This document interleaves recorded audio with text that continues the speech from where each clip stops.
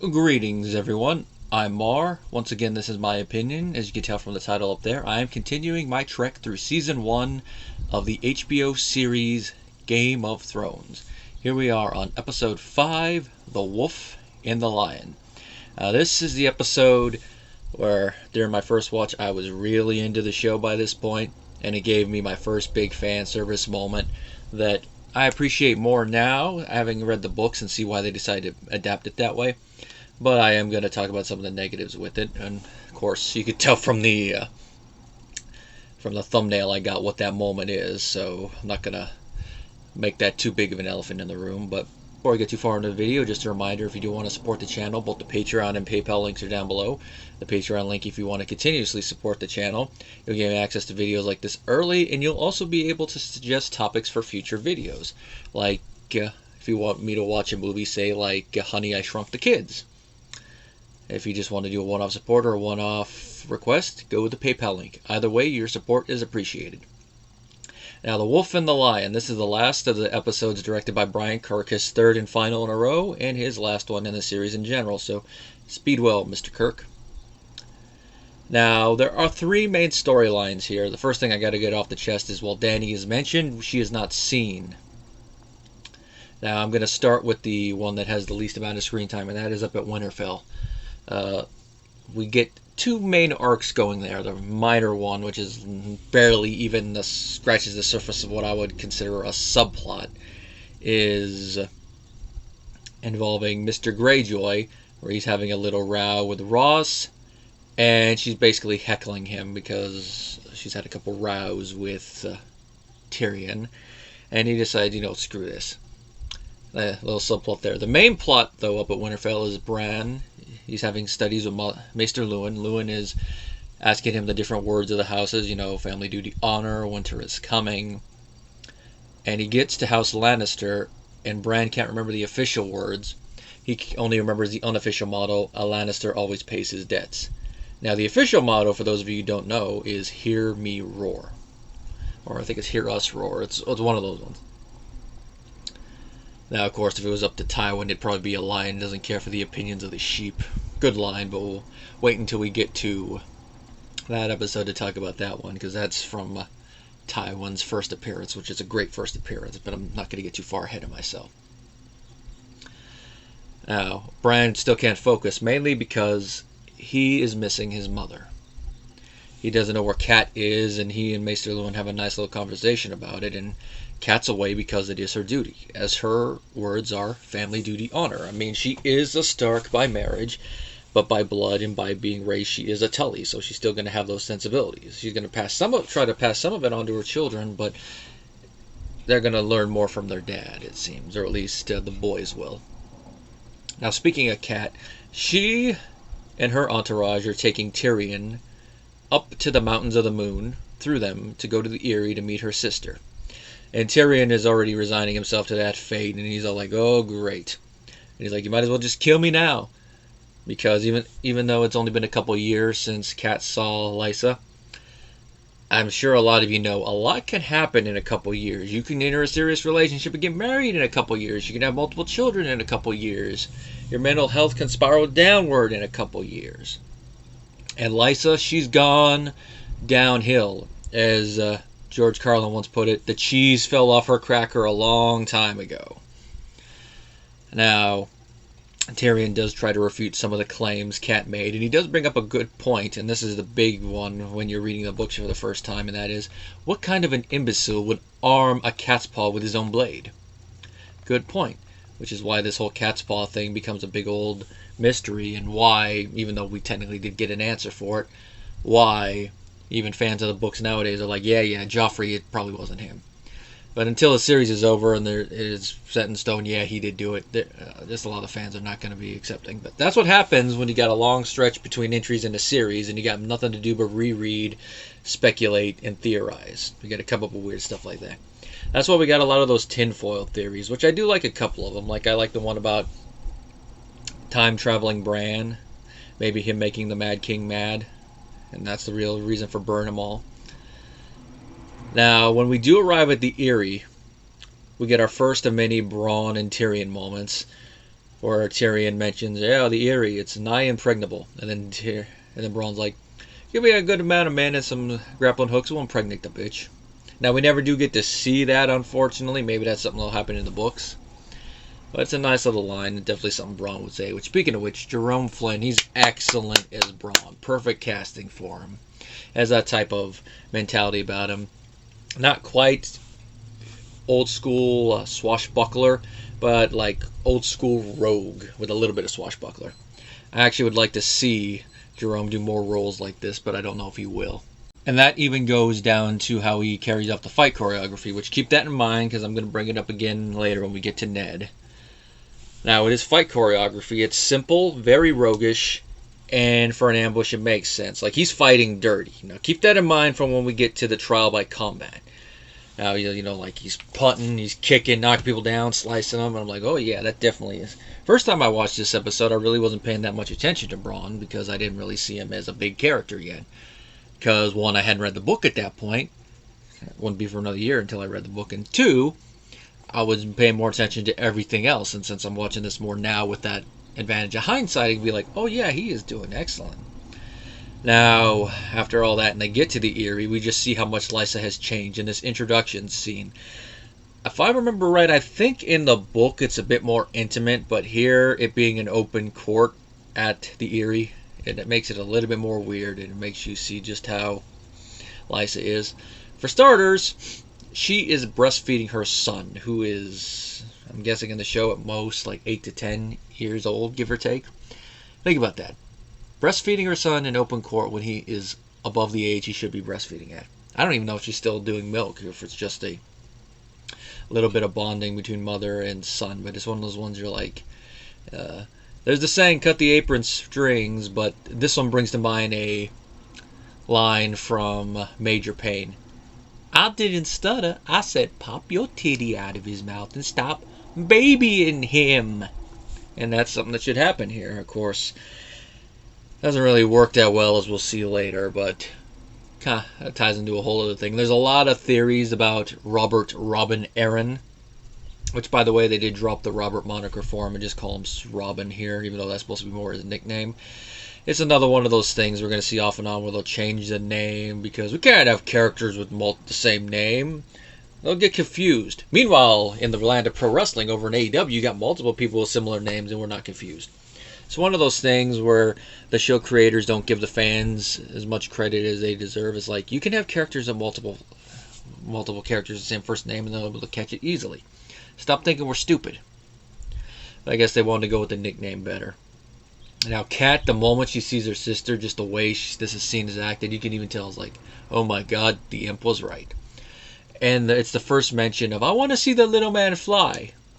For those of you who watching this first time, keep that in mind. That's going to come up and be important later. Now, instead of making Tyrion fly now, they decide to put him in a sky cell, which for an area like the Eyrie, these type of prison is perfect. To where, like, yeah, you could escape at any time. You're just going to die in the process. Your cell has a great view overlooking the mountains and all that. And of course, if you somehow manage to get the grappling hooks, I could see how you could escape there, but it's going to be varying results. Now, this part of the story in the book does take a lot longer, and you get a little bit more idea of how perilous the journey up to the Eyrie is and why it's almost impossible to invade it because there's multiple steps up. This is actually where we meet Kat and Lysa's uncle, Brendan the Blackfish.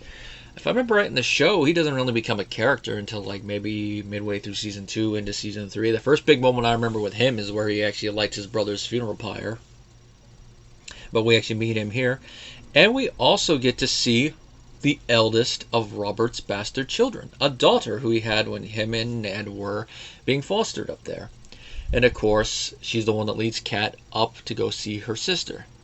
And that whole scene, it's a nice little moment, but they cut her out, which I can understand why. It's a minor character. You're going to change how you're doing that scene, so I can see why. But it'd be interesting even if she was just like a background character. You could say, oh yeah, there she is. But I can see why they cut her out and didn't even mention of it. That's one thing we're really going to see is that they really compress how many illegitimate offspring the king has. And they just sum it up with a line that we're going to get in a little bit. Because now we're going to the third part. And that is King's Landing. It's only logical that King's Landing has the most screen time in this one. I mean, it is called The Wolf and the Lion after all, so it is going to focus on characters from there. Now, first things first, the tournament is concluded. And of course, Robert has to be talked out of joining the tournament by Ned. Now, in the show, it looks like it's mainly a tournament consisting of a joust. I believe they might have mentioned in passing something about there being a melee. But here, we don't really get a big focus on it. And in the books, that's what Robert was going to join. The melee is essentially a battle royale. Now, with that and all the background things Ned is looking up, you can see why he would not want Robert to go there. Because in a melee, there's more a chance of something going wrong and being like, the king is dead, and be like, oh no, Robert is dead. Oh, what a tragedy. Oh my god, no, no, no, no, no, oh no, no, no, Joffrey is king. Something more likely like that to happen, which those of you who've read the books, already watched the show, already know what's going to happen, so you're already doing this, but for those of you who haven't, keep that in mind. It'll be important later. Ned manages to convince Robert out of this, and some of this goes more hand in hand with how their friendship is shown here, where Ned is more likely to do some friendly ribbing with Robert, and I love this part. You're too fat for your armor. And I'm going to admit, one of the reasons that me and my friend Jeff do want to do Ned and Robert cosplays one of these days is for this moment right here. You're too fat for your armor. Fat! Fat, is it? And I just love how he starts ribbing Lancel Lannister, his squire. Now, in the book, he has 2 squires, but this is another one of those ones like, cut one out. It's, cut the fat, as it were. And it leads to one of my favorite moments. And I wasn't sure when I was reading the books if this was going to be a show-only moment, and if it was, I'm like, that's a good line. But it actually originates in the book, too, so some nice humor in there, and that is, you heard the hand, the king is too fat for his armor. Go find the breastplate stretcher now.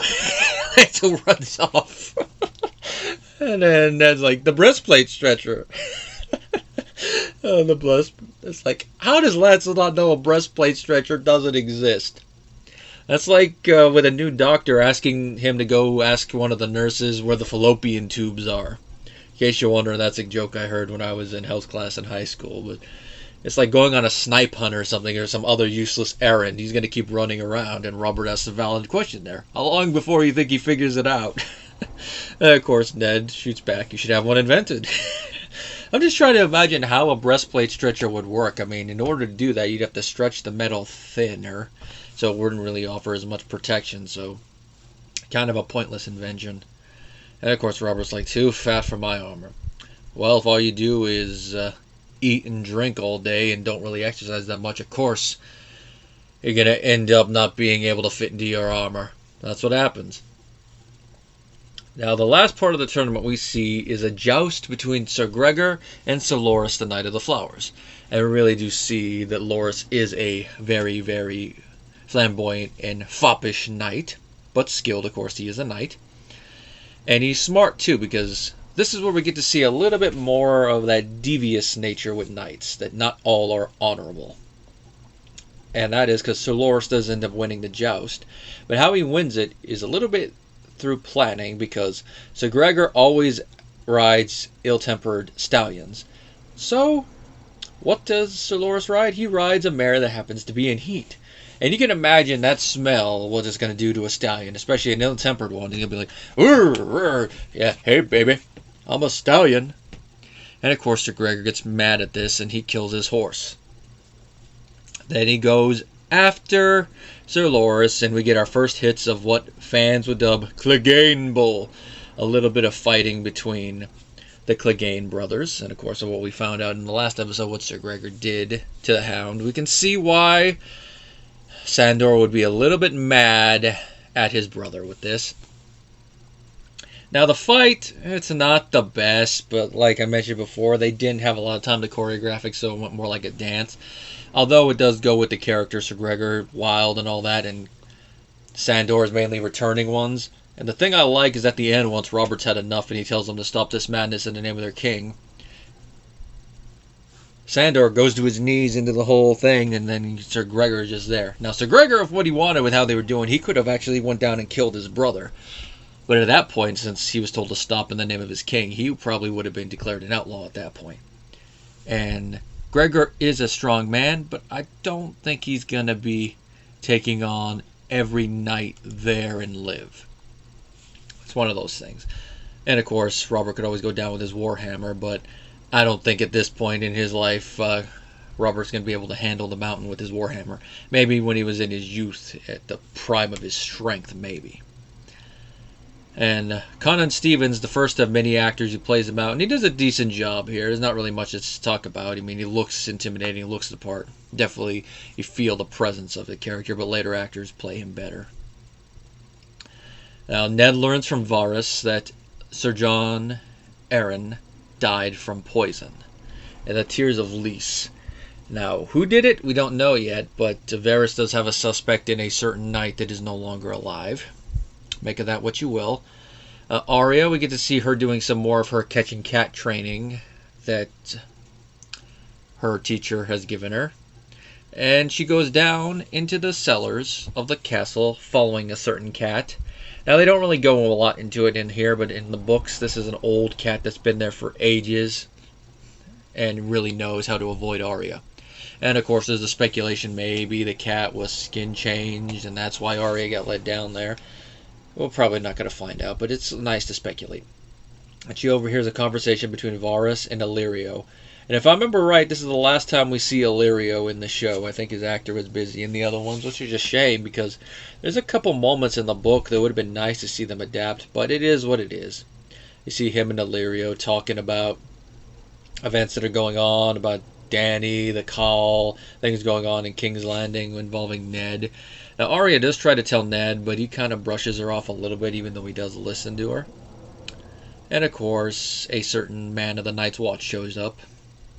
So I'm going to talk about that because it's a small subplot here, but you can kind of guess who it is. Yoren. Now, the small council learns the news of Dany's pregnancy, and you can imagine how mad Robert is. This is a gradual thing. We saw that he's still carrying a grudge from when they went down to the crypts. When he learned about the marriage, we saw some of the anger there. But here the anger is boiling over, and the actor sells this perfectly, where when we cut to the scene and all he says is, "The whore is pregnant." You can feel the rage in his voice there. And Ned is trying to play peacemaker here, trying to point out, hey, you're talking about murdering a child. Oh, then Robert wants to hear nothing of it. Like, even when Ned points out, if we do this, we're no better than the Mad King, he's like, careful, Ned. And he's like, do nothing. Someone speak no sense to this fool. And they do. And you understand a lot of the counter arguments to Ned, like, the realm will bleed unless we do this. Such a good point. And, one death will be better for everything. To use a Star Trek reference, the needs of the many outweigh the needs of the few. That's what they're trying to argue. And Ned keeps going against him. Now, from how he's been portrayed in this show, we understand because he's an honorable man. And to do something like this, he would be considered dishonorable. So it's one of those things. What do you put first? Your morals and your personal honor, or the good of the people that you are there to rule? And this is one of the reasons why in the books there's a lot of speculation and theories about why Ned is so hell-bent on protecting the Targaryen children, specifically Dany, Viserys, and of course the unborn child. Now, part of the speculation is, of course, that R plus L equals J and all that. Ned protecting his nephew and by proxy protecting his nephew's extended family. Now, there's some other things, baby swap theories. Dany's actually Ned's illegitimate child with a Chardane. There's a lot of theories going around about the different ones. But I'm only going to briefly touch on them there. Based on how he reacts, I can see why there'd be a lot of theories, but until it's actually gone in the book, I like to go with the simple one that that's just how Ned is. And he's not going to side with it. We've seen a lot throughout the books, and we're going to see later on in the show that even when it's out of his best interest, he's going to act in character for him. I mean, the whole thing with him protecting Jon, most people thought it was out of character for him to have an illegitimate son, but then we see why, at least from the R plus L equals J perspective, why he did that, and it makes sense because it still is in keeping with Ned's character. Now, Ned refuses. He pulls his badge off and basically tells Robert, you could take this job and shove it. He doesn't say it like that, but his thing of it, I followed you in. Hopefully they could do a better job. And Robert is pissed. Man, he tells Ned he'll put his head on a spike. And in the books, you get a little bit of that fear. But from how we've seen them talk on the show, we know Robert. He's just speaking an empty threat. He's not going to kill Ned. We also get a nice little scene between Robert and Cersei that is show only. Partially due to one aspect they talk about is show only, and that is before Joffrey they did have a boy. Which technically that originates in the book too, but it has a darker turn, which I think I'll wait and talk about the dark turn with that until we actually get to the moment it's brought up in the book. But here's a nice little moment between them. And the reason I like it is because so far in the show they haven't had nice moments. And from what I understand and what I remember in the books, they have none. At this point, calling their marriage a loveless marriage of convenience is putting it nicely. There is no love lost between the two of them. I mean, if they could, they would divorce each other and move on. But here we see that, you know, how can hate keep a thing going? There is a little bit of something there, even if it's not like love or lust anymore. And then Cersei even says that she felt something for Robert once. You can see that they do have a camaraderie that, you know, they're in their mutual, I'm trying to think of the nice word to put this, loathing of their situation. They at least are on the same page there. And I do like that they open up with one another here. You know, Robert talking about the whole thing with the Dothraki, 5-1. But then Cersei asks Robert a very personal question, and that was, could it ever work between us? And I love that Robert hesitates in his answering here, because he's like, how do I put this and tell her honestly and delicately? And he's like, no. And he's right, because all he ever wanted was Lyanna. And that even goes into their opening up thing, is because Cersei asks Robert about her, and that's a question he's never asked in their many years of marriage, and Robert's honest, I can't remember what she looked like. Which goes back to the thing he mentions earlier, she was more beautiful than that. And of course shows that his love for Lyanna, especially by this point, he's not in love with the person that Lyanna was. He's more in love with the idea of Lyanna and what she could have been. This is one of those dangerous things about love and attraction, is about whether you're actually in love with the person or you're in love with the idea of the person. And of course, for those of you who have never been in love, might be wondering like, what? But trust me, when you actually find yourself in the situation of it, it hurts. Because I have been in love with a person, and I've been in love with the idea of a person, so I can speak from first-hand experience that it hurts. It's not the same level as Robert's, obviously, because his is more with the two most dangerous words in the English language. What if? But it is a dangerous thing to put yourself in. Dangerous situation. Now, the last part of the King's Landing plot is the one I've been saving for last, and that is Ned finding out about more of Robert's illegitimate children. He's talking with Littlefinger, and this leads to that little conversation I believe I mentioned already. Oh, I know he has more than you, for instance. True. That is true. All he would need is 2 illegitimate children to have more than Ned. At least by the logic of what everybody knows about Ned. And Ned goes and he has a talk with a prostitute that has had Robert's youngest one, a little girl, which for this scene they actually used a fake breast, which could have fooled me, but it's a nice little prop there to get the suckling and all that, right? And it's as they're leaving the brothel where Jaime and a lot of his Lannister men show up. This is one of those things where people watching like, wait a minute, well, how could Jaime get Lannister men? I know he's a Lannister, but he's a Knight of the Kingsguard. This is one of those things where Jaime seems to get a little bit of dispensation for. We're going to also see that in a little bit once he leaves. Where every other knight, I don't think would be allowed to leave King's Landing, desert their duties, essentially go AWOL, and lead men from their house without the express permission of their king. And I don't think Robert gave permission, but it's one of those things that, like, yeah, Robert's not going to be able to punish Jaime. Ned might, and as we're going to see in a little bit, something like that's going to happen pretty soon. But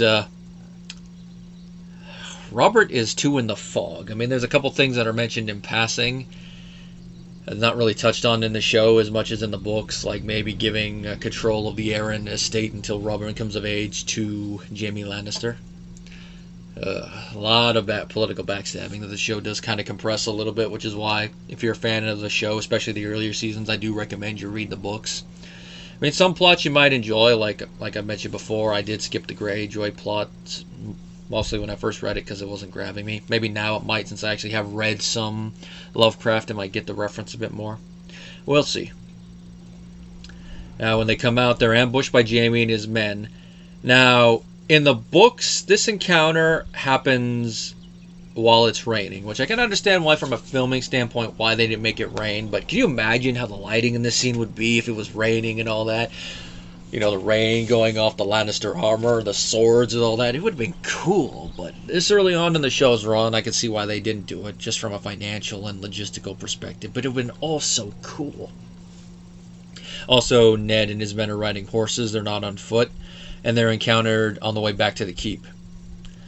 Now, Jaime doesn't participate in the fighting in the books, but he tells his men the same thing, kill all the guards. He leaves, and instead of what happens to him, Ned breaks his leg when he falls off his horse, which makes him being incapacitated the way he is make a lot more sense. Although I can understand a spear to the back of your leg would still incapacitate you, just not to the same degree. Now, here, it's the same thing. Jaime's like, yeah, where's my brother? Here he was taken. And he's like, yeah, my wife took him on my orders. And if you kill me, your brother's a dead man, though. No, very well. Kill his men. Take him. And then all of his men are killed. And we finally get the one-on-one exchange between Ned and Jaime that we've been waiting for. That's why I like that they put those scenes earlier, because then it's like, are they going to fight or are they not going to? Now, here we finally get the fight. And you could tell that they're testing each other at first and really do get a feel for their style. Jaime's a little bit more flamboyant, but he's not too overly flashy to where he leaves a lot of openings, you know, sans movements for choreography and last minute practice and doing it like a dance. Or Ned is a little bit more straightforward, a little bit more rigid, but you can still tell he's skilled. Now, as the fight goes on, you can definitely tell that skill-wise, Jaime probably has the edge. And depending how things would go, he would probably be the one that would win. And he's enjoying it. Because it seems to me, just based on how this scene is acted, that Jaime has not had a fight like this in a while. So even if he is outclassing Ned or a rung or two above him, he's still going to enjoy it. Because he's like, huh. Now part of him is also critiquing Ned's moves as it goes. Like, this is the man that killed the Sword of the Morning at the Tower of Joy. This is the man that killed Sir Arthur Dayne. That's the other reason that we all know Jaime wanted to fight Ned, is because he wanted to test his skill against the former late Kingsguard to see how it went. Now, of course, that was also Ned in his prime when he was used to fighting and all that, and this Ned, while still probably keeping his skills up, has not probably had a big fight in a long time. Whereas Jaime being a Kingsguard and being the type of person that would constantly spar seems to be the type of person that would still have all of his skills up. And also, as we get from comments, he does go to tourneys, so he is still current on his skills. Now, at the end of the fight, before a winner can actually be determined, because even though I say Jaime seems to be the more skilled of the two, a lot can happen. Like, Jaime could lose his footing and then Ned take advantage, or something else could happen. And what happens is outside interference, in the form of one of the Lannister men spearing Ned through the back of his leg. And of course, that's really going to be an incapacitation move. Now, a dishonorable man would have taken advantage and either like hurt Ned or something. Now here, we do see that despite everything that's gone on, Jaime still does have a little bit of his honor there. Because for one, he goes up to the man who did it and knocks him out with the hilt of his weapon. Like, bruh, that was mine. And just the look on his face like, really? Now, in a later episode, he tells his dad it wouldn't have been clean if he finished him there, which is true. Would have just added to his reputation, like, oh, the Kingslayer knew he couldn't defeat the man who defeated Sir Arthur Dayne in open combat, so he had one of his men spear him and then he killed him. Would have just been like that, and even with his reputation in tatters the way it is, he's not going to do that. Or he wouldn't do that, it just wouldn't look good. But plus the fact he wants, probably from an ego standpoint, he wants to beat Ned cleanly in one-on-one combat. No outside interference or anything. And of course, we do see a little bit of the character that Jaime's going to become out in that look, and it's acted beautifully. We're like, really? And he tells him, I want my brother, leaves him go. And Doesn't do any medical attention, so he's still kind of that dick he is in the first couple seasons. But he walks off and lets Ned live. He could have killed him there, he could have taken him captive, but no. So we see a little bit of that. But there's still room in it for improvement, because Jaime still has to go through his arc that happens in Season 3 and into the beginning part of Season 4. It is a nice little fan service moment. Now, the killer is that some of the choreography is not the best. I mean, it fits their character types, but where they're moving at times, you can definitely tell they did not have a lot of time to practice this fight. And I hold it against it a little bit, and it's definitely something I noticed upon further rewatches. And of course, they do some of that stuff that makes a little bit more sense when you're fighting with lightsabers, for instance, like how they lock their blades and some other stuff. And there's like a couple moments where I'm like, there would have been an opening there, but overall, it's a decent fight. It's just that with more time, they might have been able to make it better, but this early on in the show, it's like a nitpick. But I can understand, like, longtime fans of the books not liking the fight, or people just watching the show going, I don't really like how this fight looks. But for me, I don't mind it. Now, I haven't talked about it yet, but this is also the first indication we fully get in the show that Renly Baratheon, the youngest of Bobby B's siblings, is gay. Now, the books strongly imply he is gay and is having a relationship with Sir Loras. The show takes that subtext and possibility and openly shows it. But that's the difference between a written form of media and a visual media. You can actually show this stuff. And his conversation with Loras, where they're talking about, they don't think I'm masculine enough. Oh, yeah, I get it. I can kind of see why. I mean, he does, from what we've seen, he does seem the more foppish of all the Baratheon siblings. So I could see Robert and then a little bit of Stannis, scolding him like, Renly, you might look like Robert, but you don't act like him. You're not manly. You gotta be toughened up. That whole, I know people are gonna hate me using this phrase, that toxic masculinity stuff. Now, of course, for those of you who haven't heard my thought on that, I do believe there is such a thing as toxic masculinity and toxic femininity. Now, for me, it's more like shoving down the traditional traits down someone's throat to the point of, oh yeah, that's all you can be. You got to be a real man, or you can also put some of that boys will be boys type crap in that one. And, the men have to do all male stuff and women have to do all women stuff. Men can't show any of their emotions or whatnot. Women gotta be girly and all that. You can't have an interest in anything that is traditionally male. Stuff like that. Now, in the context of this, it's that whole medieval thing of where you gotta act a certain way. You can't be a little foppish. Now, the fact that Renly is gay, you can kind of understand why his brothers are probably saying that, whether they know or not or just suspect. If they know, that's probably why, so it doesn't stay in the house, as it were.